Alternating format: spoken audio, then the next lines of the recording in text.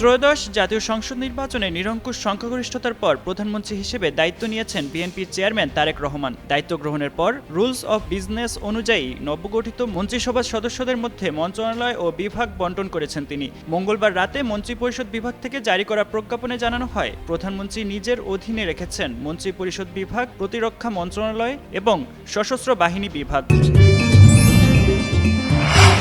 আমা authentic Brazilian coffee. অন্য সব মন্ত্রণালয় ও বিভাগ নবনিযুক্ত মন্ত্রী ও প্রতিমন্ত্রীদের মধ্যে বণ্টন করা হয়েছে। শপথ নেওয়ার পরপরই প্রধানমন্ত্রী 25 জন পূর্ণমন্ত্রী ও 24 জন প্রতিমন্ত্রী নিয়োগ দেন। দপ্তর বণ্টন শেষে এ সংক্রান্ত আনুষ্ঠানিক প্রজ্ঞাপন প্রকাশ করা হয়। এদিন বিকেলে শপথ অনুষ্ঠান অনুষ্ঠিত হয় জাতীয় সংসদ ভবন কমপ্লেক্সের দক্ষিণ প্লাজায়, যা বাংলাদেশের রাজনৈতিক ইতিহাসে একটি ব্যতিক্রমী ঘটনা। কারণ প্রচলিত রীতি ভেঙে এবার শপথ অনুষ্ঠান আয়োজন করা হয় জাতীয় সংসদ ভবনের প্রাঙ্গণে। আগে এ আয়োজন হতো বঙ্গভবনে।